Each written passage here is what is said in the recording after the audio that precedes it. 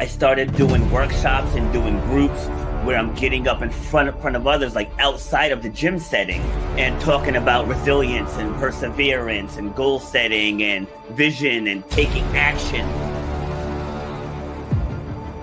You should know what 1 hour of your time is worth. You should know the value that you bring to the marketplace. You know what you're passionate.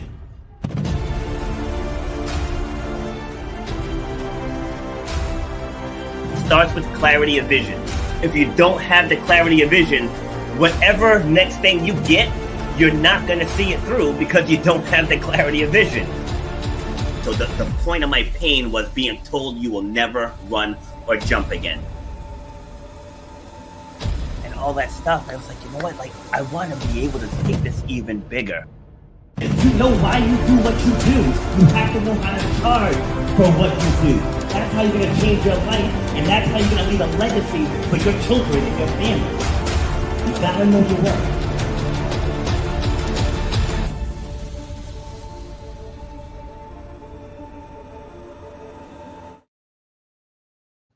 Happy Monday, ladies and gentlemen. This is Rob, and I am back with episode number 372 of Shut Up and Grind, where we're all about overcoming obstacles, defying the odds, and inspiring you to clear whatever's blocking the path to whatever success you want in this lifetime. So as you see behind me here, we're about empower, inspire, ignite, and unleash. I bring guests on from all over the world. I've had guests from 6 of the 7 continents. Someday we're going to get an internet connection in Antarctica, and I'm going to get somebody from there too.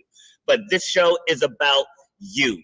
What are you dealing with in your life? What are you struggling with? What's something that you just can't seem to get to the other side on? And that's why I started this, because I was told, as you heard in the intro, that I would never run or jump again. And 220 races later, we've defied those odds. So it's about you. What do you want to accomplish? Like how do we affect your belief system to get you to the other side of whatever it is you're dealing with? So that's what this show is about. Today, we're going to be talking about laughter. We're going to be talking about worms. You're thinking, worms? Really? Right? Give it a chance. See this baby all the way through, and helping me have this conversation. See, so StreamYard updated, and so they moved everything from where it usually is. So, and this is the downside of live streaming, because I have to do this in real time, but I don't remember where they moved this to. Let's see. Here we go. There it is. All right. So helping me have this conversation is Cathy. Cathy brings humor. She brings heart. She brings a whole new way to think about stress, resilience, and the weird things that save our lives. So let's bring Cathy to the show. How we doing? I love that. Hi, Rob. Thanks for having me on episode 372. That's a lot of combos. 372. Yeah, I actually just added Monday and Wednesday. Like, I'm going 4 days a week now, because my other 2 days, Tuesday and Thursday, I'm booking into July already. And I'm getting inquiries every single day about getting on the show. And I typically don't turn people down, because everybody has a story to tell. You know, True. So whatever it is that you've been through, come on and let's talk about it. So I opened up Monday and Wednesday just last week, and I'm already booking into mid-March. Like, it's crazy. Amazing. It's so stuff. Great. I love it. Yeah, it is. All right. So where are you joining me from? I'm located just north of Toronto in Canada. Oh, another Canadian. Let's go. All right. Are you originally from there? I am. I'm actually from Toronto, and I moved out because I couldn't afford to live in Toronto. Oh, sounds like our big cities here. Right? Like, I'm in Rhode Island, but I live in the country. So I lived in the city for a little bit, but nope, back in the woods where I grew up. Beautiful. All right. So let's dive in then. So before we get going, I want to know, who is Cathy? How would you describe yourself? I would say I am loving and lovable. I'm heart-centered. I'm a connector, and I'm a philomath. I love to learn. So that's kind of me in a nutshell. I just love meeting people and learning about them. I like that. So where does that stem from? Were you always like that as a child? Yes. Always curious, always asking questions, and wanting to know why is that? why are we doing that? Why do people do what they do? And so I went to university and got a psych degree because I was curious. Okay. I love it. I love it. Ironically, I dropped out of school because dropped out of college because I didn't, everything I wanted to do went through psychology. And at the time I found it so boring. I'm like, I don't want to do this. And now all I do is talk about mindset and mental toughness and building resilience and confidence. It's like my entire world is centered around it. Like, who would have thought? It's so funny. All right. So you get your psych degree. What was your first career choice? Well, the psych degree came after 15 years of night school. I graduated in 2000. So the degree was not that was not the reason for going to school. It's just that I really loved learning. So I went at night. Well, I grew up in the 60s and I know this wasn't written, but the message that I received was that women could do 5 jobs. Secretary, whatever, waitress, stewardess, nurse, and secretary. Human services. Right. And so I chose to be a secretary. I took all those courses in school, like business English and typing and all of those. And I was a secretary for 20 years because I didn't know I was an entrepreneur. I didn't know it was an option because everybody around me was an employee. My whole family, all my friends, everybody was an employee. I didn't have anyone that was like, oh, this is an option. But I changed jobs every year. I would quit my job, even though there was all those expressions. You need to have a job to get a job. You need experience to whatever, all the things. And it didn't even make sense because how do you keep on lying? If you need to go for job interviews, how do you keep saying, oh, I have a dentist appointment. Oh, I have a doctor. They're like, oh my gosh, you must be really sick. So I would quit my job and no, I trusted that I was that good. I would just get another job. And so I did. Yeah, see, and like knowing the options is huge because as I mentioned earlier, I dropped out of college. So I grew up in the 80s. I was born in the mid 70s, but I grew up in the 80s. And there we were always told if you don't have a college degree, you're going to end up pumping gas or flipping burgers. So when I left school, it's like I started managing restaurants because I had that in my head. It's like without a degree, I can't do anything else. And now we fast forward all these years later, and I mentor people with master's degrees and PhDs. And I'm still that college dropout. I just traveled the country going to masterminds, like literally California, Texas, Chicago, Florida, like all over. And I just got backdoor educated. But I spent all of those years in the restaurants thinking that there's nothing else I could do. So when did you decide to make that pivot and go into that direction?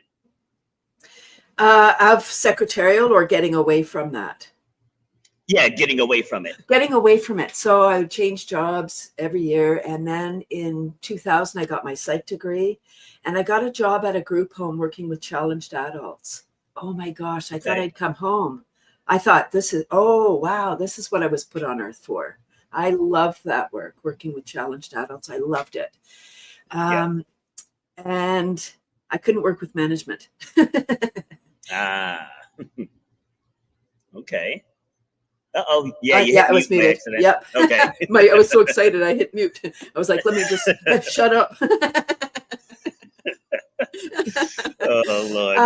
And so I got this job at the group home, and if I just go back to when I bought my house in 1993, I moved out of Toronto, bought my house. I couldn't wait to start gardening and composting. So when I got the job and in 93, a teacher friend asked me to look after her worm bin for the summer. Okay. Yeah. Okay. I didn't want worms in my house, but I knew the value of the compost. I knew the value of the worm poo. So I took on the challenge because I think we should try things. People will tell us all the time, oh, you won't like that. Just give me a list then, right? And so I won't bother wasting my time on those things. No, try things, people. Yeah. And so I took on the challenge. That summer was awful. I had a house full of fruit flies. And by the end of the summer, I kept the worms alive for my friend. I got the black gold and I said, I'm never doing this again. Okay. Fast forward to 2000, I get the job at the group home. They don't compost.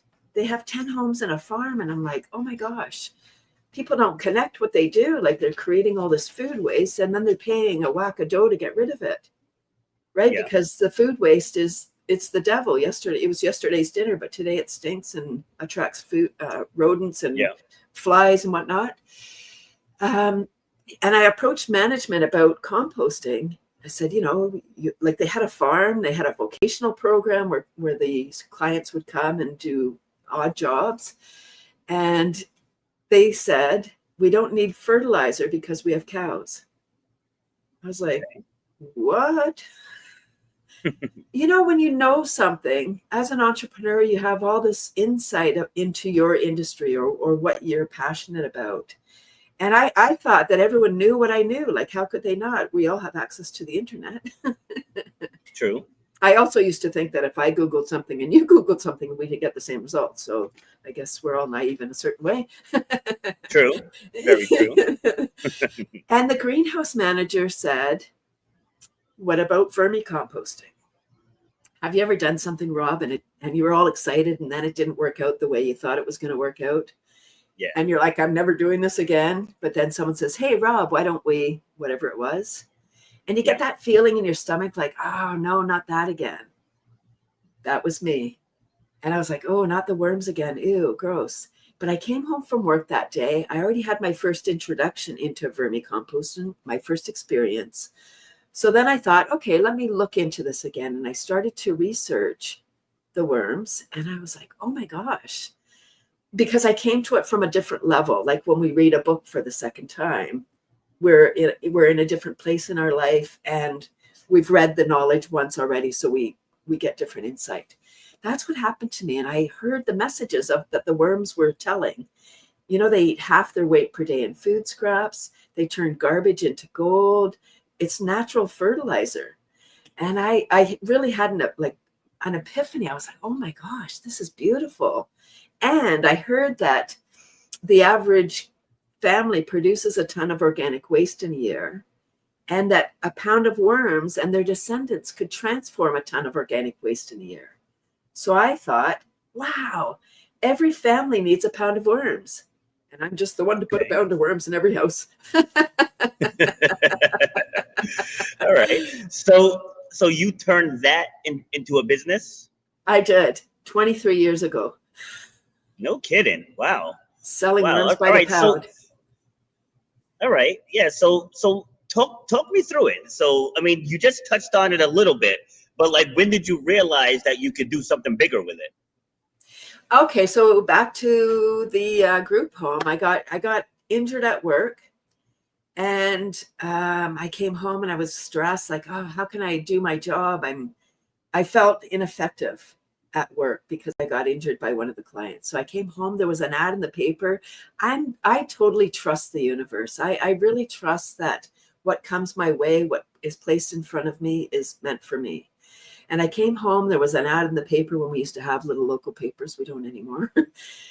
And it said, are you a woman? Do you have a business idea? And I was like, yes. So this was a business course to write a business plan. And I turned to my husband. I said, I'm quitting my job. I'm taking this course. I'm going to start a worm business. Hallelujah. And so it was. And I took the course, started my business 2002. And in 2002, a few things happened. The landfill for the Greater Toronto Area filled up. And although Canada is second largest country in the world, we couldn't find a place to site a new landfill. And we started to export our garbage to Michigan. Whoops. Okay. Ooh, sorry. I'm laughing because I'm embarrassed. I think it's really irresponsible for us to ship our garbage around. Send it away like there's somewhere else that it can be, like it's someone else's problem. But of course, it's still our problem. Sorry. Just make that make sense. So as big, I'm just picturing Canada on the map, and as big as Canada is, they couldn't find any space. But in retrospect, Michigan's like that big compared to Canada, right? So like, how does that even make sense? How does that happen? Okay, well, a few things. It's the decision makers, the kind of the government of the time. So Michigan was the automotive capital. Ford, GM, Chrysler all had their headquarters there. Of course, we know what Yep. happened. Everybody started making cars, even Ontario. Yep. And Michigan lost their industry. So they're like, I know it didn't go like this, but I imagine the meeting was like, oh, we need a new industry. What can we do? Everybody creates trash. Let's be the trash capital. Michigan is the trash capital. They used to be the automotive capital, right? The American dream. And now they're Yep. the trash capital. It's a different feel. And it's just, it's really literally a business transaction. And Canada or Toronto area was not, because government doesn't think, they don't have any foresight. They're just like, they have their 3 or 4 years that they need to make their mark. And they weren't, it's like, oh, we had room for the garbage trucks today to empty their load. We'll worry about tomorrow. So they weren't thinking that is going to fill up one day. Yeah. And when it filled up, it was like, oh, now what? And Michigan was willing to accept our garbage for cash, trash for cash. Shame on us, shame on them, not the people, the government. And so that's kind of how that came about. Simply a business transaction. That was a really bad one. Okay, so I want to circle back to your conversation with your husband. So you tell him, I'm going to start a worm business. What was his initial reaction? Yes, dear. No, really? Okay. Really? No further questions? We've been in a long-term, we've been together over 40 years. And thank you. And happily, I would say even blissfully married. We've traveled extensively. We're now in the worm business for 23 years together. My husband is a trained laughter leader too. We're walking this path together, and I'm strong. I'm strong-willed, and I get ideas. And not that I'm unstoppable. Yes, I am. I'm unstoppable. There you go. I am. But when I get an idea, it's kind of hard to stop somebody. Like, why would you get in the way when somebody has so much passion about something? And he thought it was a great idea. And, a little caveat to that, I started my business. My husband was gainfully employed, and I had the safety net that, if this doesn't work, it'll be fine because we still have income. So I really have incredible, tremendous respect for single parents who also become entrepreneurs. It's that added element of, wow, I have to not only provide for myself, I have to provide for my children as well. See, and that's a great way to make it work. So one of the women here at the gym, like you can't tell with the background, but I'm sitting in the gym right now, and she's been wanting to make a pivot in her career choice she's been with me almost 10 years now. So probably 9 out of the 10 years she's been complaining about her job. And so she's into fitness too. And I keep telling her, I'm like, do your own thing. I'm like, you can make a lot more doing this than you can doing that. And you get to work with people and impact people's lives. Like that's fulfilling, that's purposeful. I said, because now you're just feeling used and abused, because that's how it is when you're in that corporate life. And so just trying to get her to make that shift. But I told her the opposite of what you just said. I'm like, you're afraid to jump in because you have the safety net. I was like, if you cut that safety net, now you have to make this work. Because I was in that same boat. I was at the tail end of managing restaurants.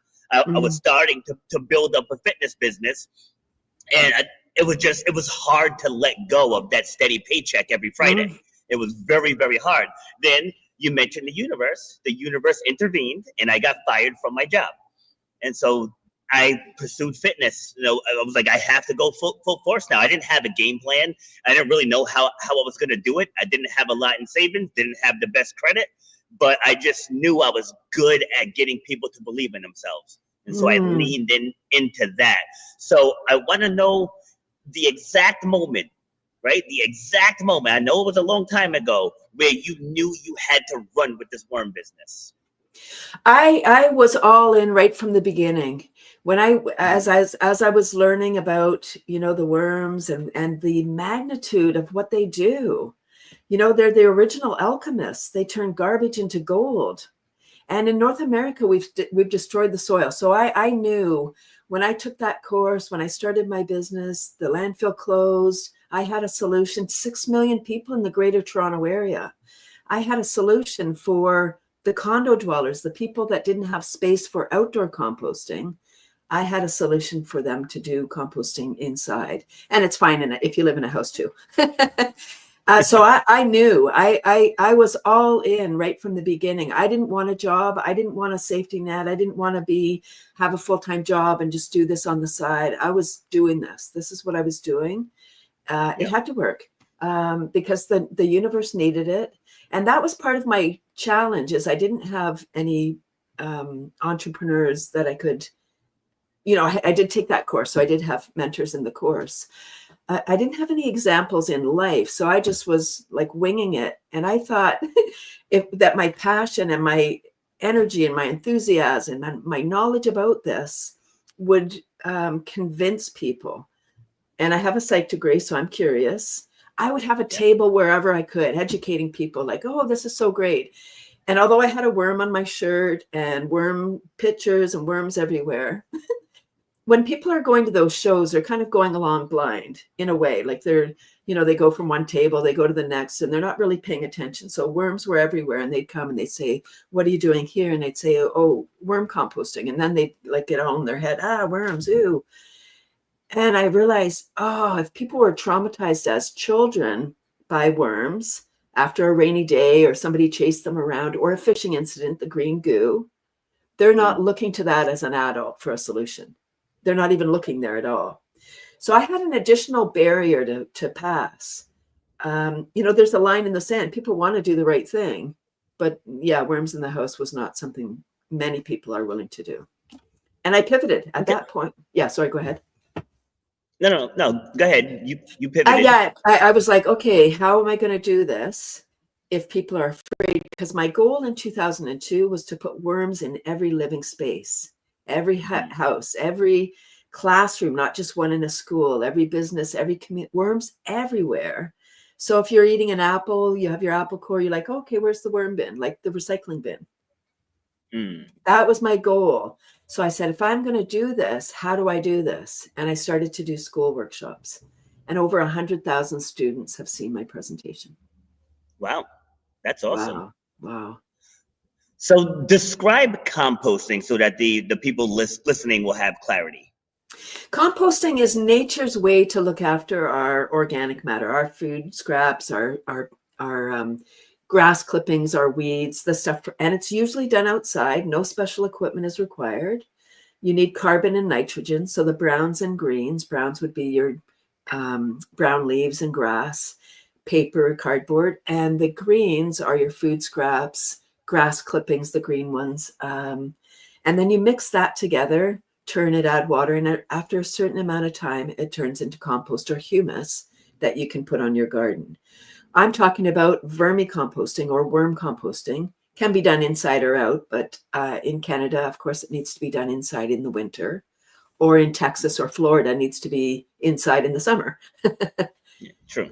Right? The worms are temperature sensitive. Yes. Okay. And what does that do for the environment?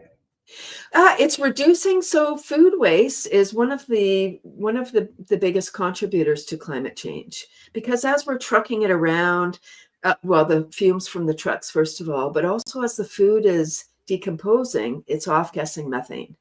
And methane is one of the most harmful greenhouse gases. So by managing our scraps on site, we're not trucking it first, and we're creating something that we can use in our home, in our business, for our house plants. And people will say, well, I don't have any plants. Well, good. It's a great gift for your gardening friends then. It's a gift like, here's some worm poo. I love you so much. That's great. That's great. All right. So in my scan of your bio, notice that you mentioned laughter a lot. And just here today, in the last 24 and a half minutes, you've laughed quite a bit. So describe how you use laughter in your everyday life. Laughter came to me I was laughing before, but in 2012, one more person said, "Ew, worms in the house." And I'd heard it hundreds of times in the previous 10 years. That particular day I heard it, I felt it, and I questioned everything. I was like, okay, universe, 10 years I've been at this. I don't know what to do. How do I do this? How do I continue? And I thought I needed to doff my important mission because I'm very fast. If I get an idea, I'm like, okay, let's go. And the very next day I was introduced to laughter yoga. Laughter yoga is not doing yoga and laughing. It's laughing as a cardiovascular exercise. It's an intentional exercise, first of all, to make us feel good. When we're laughing, we're secreting all the love drugs, dopamine, oxytocin, serotonin, and endorphins versus the stress hormones, cortisol, adrenaline, epinephrine. And I think the most important piece for laughter is the oxygen. Our brain requires 25% more oxygen than the rest of our body as an operating principle. So when we're stressed, we're not breathing properly. Our body's not getting what it needs. For sure, our brain isn't. Ever lost your keys, phone, glasses? And you got to go and you're like, oh, I got to go. Just yesterday. Right? I was looking for my key. Sorry, I was looking for my keys yesterday. They were in my pocket.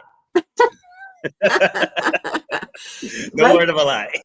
Right? And we're like, where are they? I don't know where they are. They're right there, but our brain is literally deprived of oxygen when we're stressed.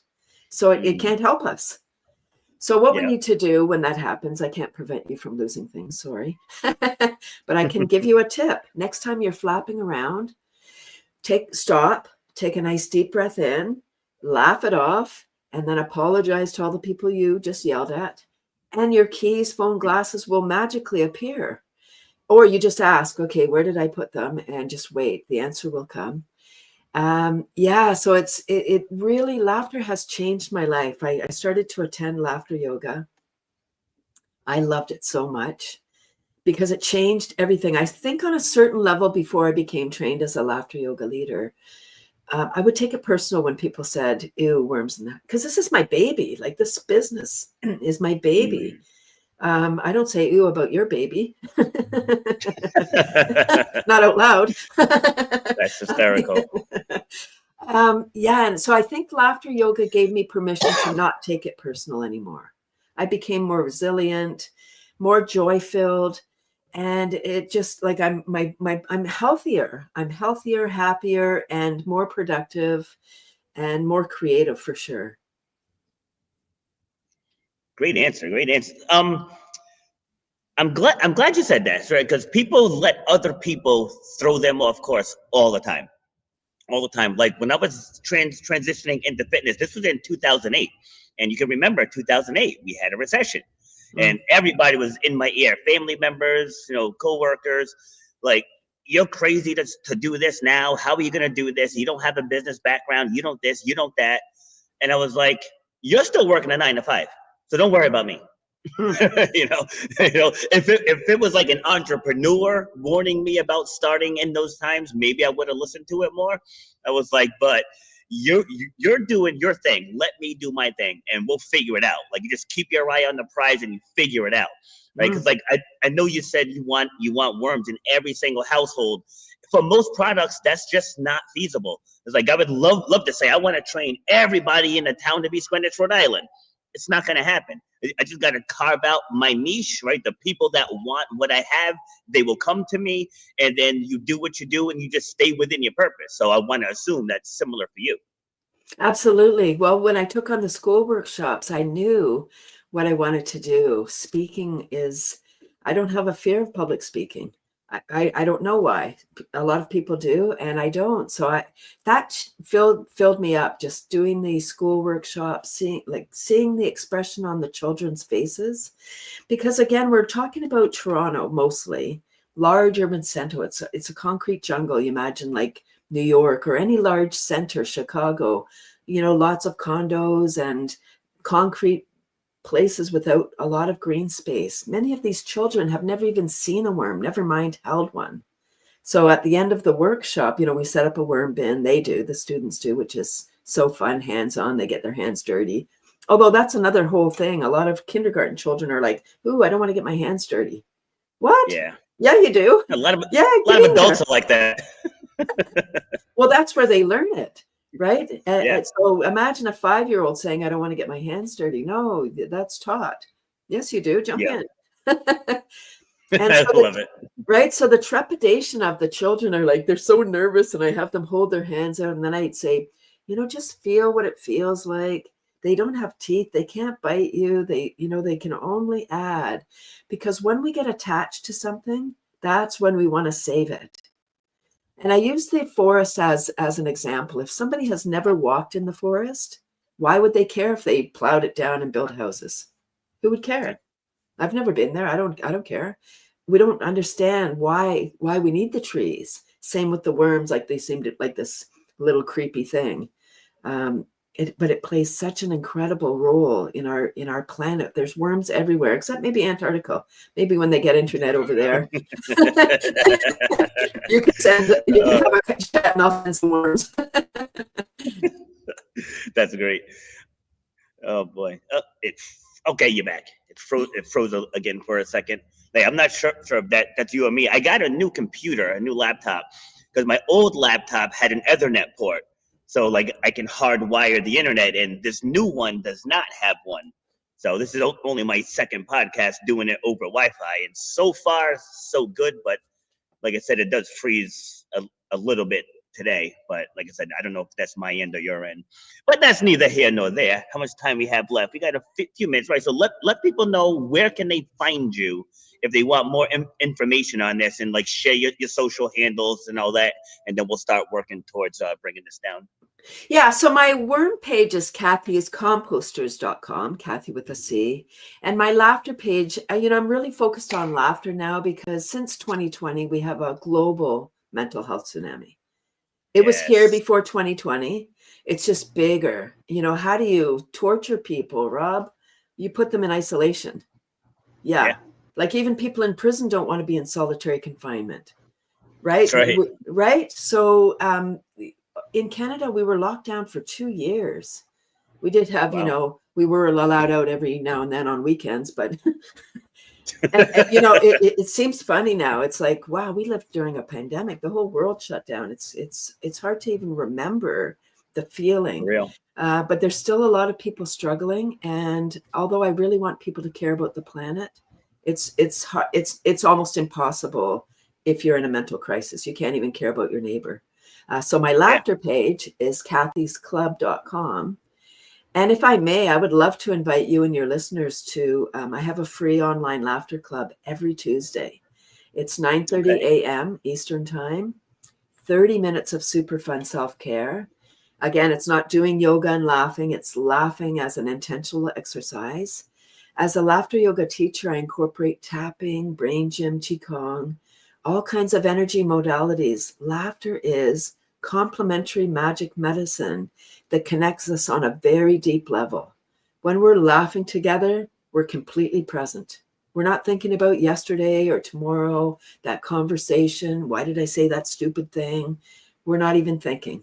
It's not a very good survival mechanism, because we can't even run away when we're laughing full on, because our knees get weak. That's great. And share your social handles as well. Yeah, so I'm on Facebook, Cathy Nesbitt, LinkedIn, Cathy Nesbitt, and YouTube. I have an amazing video series called Fun Fab Fridays, Shorts for Fun. It was my COVID project with my husband. Friday was episode 230. That's a lot of Fridays. Awesome. Yeah, it is. Jeez. And really, they're just fun. They're just these ridiculous little shorts. There's a lot of healing episodes where I go into like a tapping sequence or a little qigong routine. Just fun. Like we travel around, we do little promos for companies, just for fun. Okay, awesome. So now give us some final words. Yeah, a couple of things. I would say, if you're an entrepreneur, even if you're not, ask for help, because we think we can do it all ourselves, and people want to help us, but they don't know what we want. And one of my favorite expressions is, it's no for sure unless you ask. You might still get a no, but if you don't ask, it is no. And my second favorite expression is, and it had to do with my worm business, without awareness, action is impossible. So even if you don't know that you can have worms in your house to manage your food scraps, you're not doing it. Bad for business. That's a great quote. Both of them actually over here on the corkboard in the gym. It has Michael Jordan's quote: "You miss 100% of the shots that you don't take." Right. So absolutely spot on. All right. So unfortunately, I do have to go, but thank you for taking the time to come on, and I'll get you back on again, so we can continue the conversation, but the conversation's never over. It's like there are guests I have on that I'll stop the live stream and we'll talk for like another up to 2 hours after the episode. So, talking about personal development and healing and all that, it's a never ending story, so We're a work in progress. Yeah, absolutely. So again, thank you. And I'll be in touch. I love it. Thank you so much. I appreciate the opportunity. All right. Take care. Okay. Bye. And cue the outro. You've been listening to Shut Up and Grind. We hope you've gotten some useful and practical information from this show. Robert has over 20 years experience pouring his knowledge and expertise at many events in the service and fitness industry, as well as secondary schools and universities. He has a true passion for helping others break through the barriers that are holding them back. To book Robert B. Foster to speak or to reach out, go to robertbfoster.com. Till next time, shut up and grind.